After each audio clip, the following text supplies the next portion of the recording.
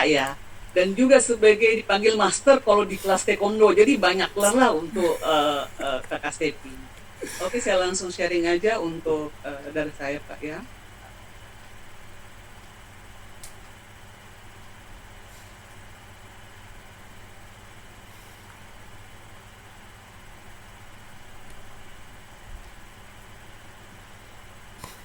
Apakah sudah nampak?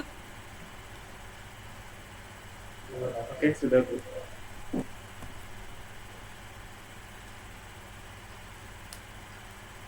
Baik, panitia memberikan apa namanya judul ke saya itu tantangan dan peluang generasi milenial zaman now. Di mana ada tantangan pasti di situ ada peluang ya. Dan di sini tagline-nya adalah Kendung mau salah satu nilai-nilai dari Bang Puhat PT Indomie Mandir bahwa kita harus melakukan sesuatu yang lebih dari biasanya. Kita harus melakukan sesuatu yang berbeda. Kita harus memberikan ide-ide baru untuk tujuan yang lebih baik. Jadi sangat hubungannya dengan apa namanya tantangan peluang untuk milenial pada zaman saat ini. Sedikit saya memperkenalkan diri saya. S1 saya pendidikan saya itu sebagai di Soil Science Agriculture Unhas, dan juga saya sebagai alumni Unmul ya. Dan pengalaman saya 17 tahun di CSR. Saya dulu CSR juga. Terus sampai saat ini di HR bagian People Development. Terus saya mempunyai aktivitas lain sebagai entrepreneurship. Kenapa? Karena saya membidani sebagai People Development, bagaimana memberikan motivasi, memberikan arahan kepada karyawan agar siap sebelum pensiun. Jadi kan tidak lucu ya kalau kita memberikan nasihat, memberikan motivasi, sementara kita sendiri tidak melakukannya. Artinya saya mencoba untuk memulai juga agar memberikan contoh. Sebagai generasi milenial, kita hanya dua pilihan, menang atau menang. Karena kita harus cepat berubah, cepat belajar dengan perubahan yang sangat cepat. Kalau kita hanya tinggal diam, maka kita akan terpilas, akan tertinggalan. Di sini kita melihat bahwa adik-adik saat ini kan berada di generasi Z ya. Generasi Z itu yang terlahir di tahun 95 hingga tahun 2020. Artinya generasi yang serba berada pada dunia yang sangat cepat berubah. Kalau zaman kami dulu sebagai generasi X dulu ya, kita itu tidak banyak tantangan sih ya. Artinya kita itu cukup belajar yang rajin, bagaimana kita menyelesaikan tugas-tugas PR, tugas-tugas kuliah, bagaimana kita lulus dengan nilai terbaik. Kita hanya tergantung kepada orang tua, kirim orang tua ya seperti itu. Tapi untuk generasi sekarang, zaman now, ya seharusnya sambil bekerja ya, juga bisa menghasilkan duit. Bagaimana cara menghasilkan duit itu banyak cara untuk saat ini ya. Di zaman digital 4.0 itu banyak hal yang bisa kita lakukan untuk berbisnis. Bisa dengan membuat usaha sendiri atau bisa menjual produknya orang lain. Nah, bagaimana cara mencari duit? Mulai sekarang ya, nanti Om Stepi atau Stepi akan mengulas, membantu, memberikan suatu ide-ide apa sih yang harus kita lakukan sebagai generasi yang bisa menghasilkan juga duit, bisa membantu orang tua. Artinya kita kalau zaman dulu kita bergantung orang tua, tapi saat ini bagaimana caranya itu anak-anak atau kita atau mahasiswa bisa membantu orang tua kita.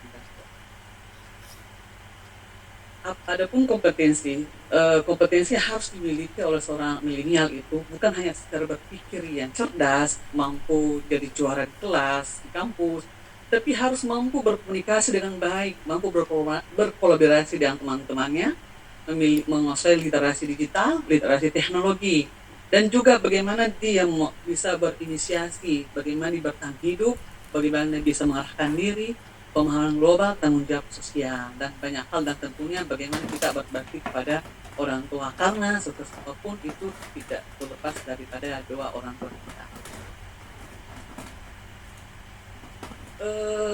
Di sini saya akan menggambarkan tentang tahapan usia produktif untuk yang kita alami saat ini ya. Dan misalnya kalau anak-anak milenial, dari lulusan kampus itu kan rata-rata pengen jadi kerja, pengen berdasi, pokoknya pengen ada label lah, ada seragam seperti itu. Nah, saya akan perlihatkan di sini tahapan-tahapannya dalam proses ketika atau orientasi sebagai karyawan.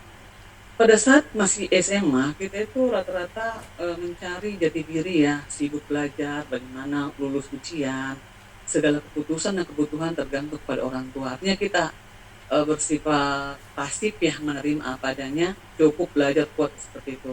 Nah setelah masuk di masa kampus seperti ada saat ini ialah di masa bersenang-senang di kampus, kuliah, sibuk kuliah, belum prioritas untuk mencari uang sendiri. Jadi saat ini rata-rata mungkin sih sebagian besar, mungkin sebagian juga sudah ada penghasilan ya, tapi pada umumnya saat ini mahasiswa itu masih mengharapkan kiriman dari orang tua, jadi sibuk kuliah, tidak pernah belum memikirkan tentang apa sih sebenarnya yang perencanaan masa depan saya ya, belum. Nah, pada saat selesai kuliah kan sibuk tuh mencari lowongan kerja. Nah, pada saat lulus kerja, mereka sangat semangat bekerja, semangat dengan keluarga barunya, rumah barunya, mobil baru, pasangan hidup yang baru juga. Jadi semuanya sibuk tanpa mereka hidup monoton, sibuk bekerja tanpa memikirkan perencanaan masa depan yang lebih jauh. Seiring dengan waktu pada saat umur 35 sampai 50 tahun, karir semakin menanjak. Masa-masa kejayaan di kantor, status sosial semakin tinggi. Namun seiring dengan status sosial semakin tinggi, kewajiban finansial yang juga semakin besar. Seperti itu. Nah, pada saat mengalami masa pensiun, kehidupan semakin nyaman, gaji semakin besar, cenderung itu akan mengenangkan masa pensiunnya, uang pensiunnya. Nah, ketika umur 20 tahun plus, uh, sudah sering akan muncul kalimat bahwa aduh saya sudah terlalu tua untuk memulai usaha. Nah adik-adik di sini perlu sampaikan bahwa kadang tidak terlena dengan kesibukan kita yang monoton ya. Jadi kalau sistem yang dulu ya bahwa persiapan pensiun itu dilakukan 1 tahun sebelum memasuki masa usia pensiun. Tapi untuk saat ini seharusnya persiapan masa depan untuk pensiun, persiapan masalah manajemennya, keuangannya itu harusnya dimulai dari zaman saat ini juga ya, pada zaman saat kuliah. Harusnya kita sekarang meski belum bekerja harus membuat sebuah perencanaan akan seperti apa sih masa depan saya nanti. Karena sebenarnya kehidupan kita pada pagi hari ini merupakan sebuah hasil pikiran rencana kita 5 tahun yang lalu seperti itu. Jadi kalaupun hari ini kita tidak berpikir membuat sebuah resolusi, target, rencana, ya kehidupan kita 5 tahun ke depan ya akan begini-begini aja, tidak ada resolusi, mungkin akan lebih buruk ya ketika kita tidak bisa berubah dengan kondisi kehidupan global yang cepat sekali berubah. Nah di sini saya akan membuat dua ilustrasi ya. Di sini adik bisa melihat bahwa dua cara jalur ya untuk kehidupan kita untuk mencari rezeki ya, akan sebagai karyawan, sebagai tenaga profesi ya, pegawai dan pengusaha seperti itu ya. Karena meskipun memang sih animo kita di saat kuliah itu semua pengen jadi pegawai, jadi karyawan dan sebagainya ya. Cara yang ingin memulai sebagai pengusaha ataupun berusaha ya.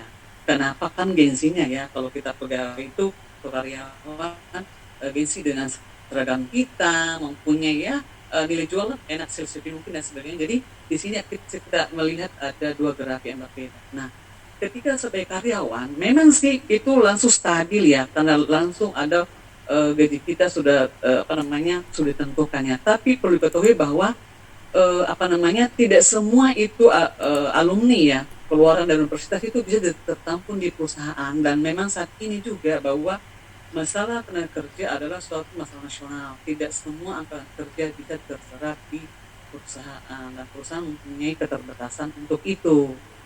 Seperti itu. Nah, saya akan sedikit bicara sebagai karyawan bahwa memang sih kita langsung oke di awal, tapi itu bersifat linear. Artinya bahwa sekeras apapun kerja kita, sekeras apapun kita jungkir balik ya, berkeringat, itu peningkatan penghasilan kita, gaji kita itu standar, artinya punya rumus tersendiri. Setiap tahun itu akan ditentukan sekian persen gitu. Jadi misalnya per tahun ini kita akan tahu bahwa tahun depan akan sekian kenaikannya, karena memang sudah ada rumusnya. Dan kita ketahui juga bahwa ada masanya berakhir di perusahaannya. Kita tidak pernah tahu bahwa sampai kapan perusahaan itu mencintai kita. Bisa saja sebelum usia pensiun sudah berakhir, tapi tidak ada masalah. Jadi pada saat itu akan selesai lah itu tanpa kita seperti itu. Nah, di masa pensiun di sini ada beberapa karakter ya. Ada yang memiliki grafik yang tetap naik, artinya itu orang-orang yang pada masa aktif sebagai karyawan, dia sudah mulai merencanakan masa depannya berupa usaha-usaha sampingan seperti itu. Ada juga yang bersifat linear, artinya itu yang garis datar ya, artinya itu mereka yang mengelola keuangannya dengan baik sehingga uang pensiunnya cukup dikelola untuk mencukupi kehidupannya sehingga mereka stabil.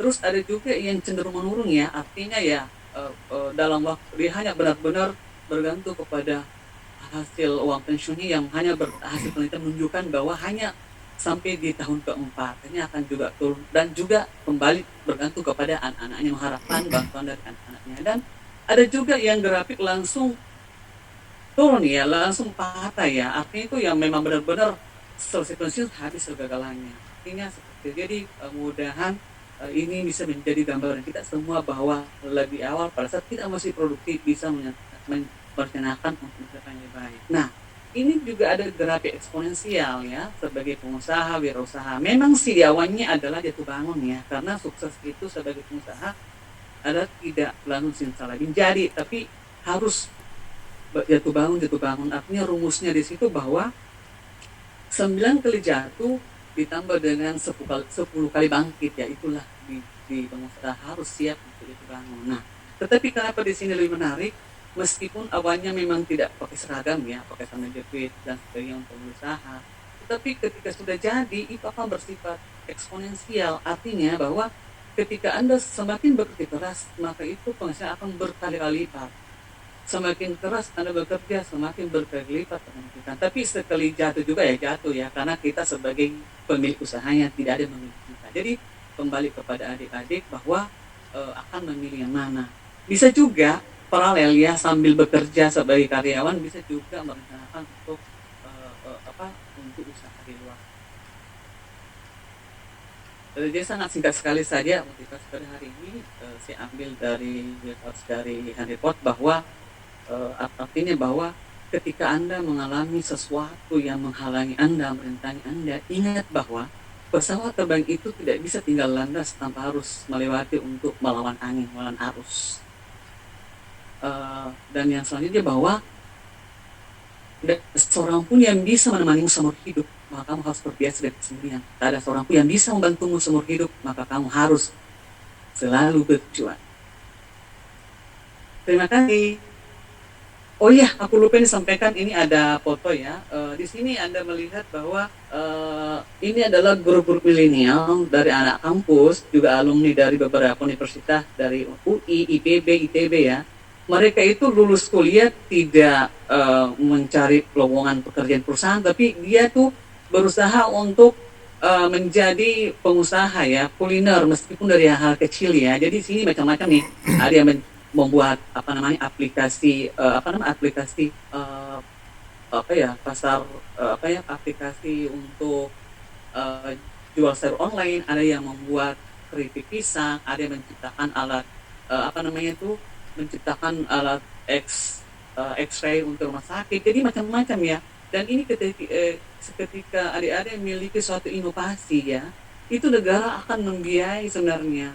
Cuman saat ini setiap tahun itu dari pemerintah Kemenristek itu mengeluarkan ratusan miliar sebenarnya. Tapi yang mendapatkan itu ya teman-teman yang dari Jawa sana, kita sangat sedikit memanfaatkan kesempatan ini. Dan mereka ini meskipun anak milenial seperti ini ya, mereka itu misalnya membuat keripik pisang, mereka bisa ekspor ke Jepang, kemana-mana. Jadi sangat besarlah peluang di luar sana yang bisa kita lakukan tanpa harus kita menjadi sebagai pegawai, karena tentunya perusahaan memiliki keterbatasan untuk peluang itu.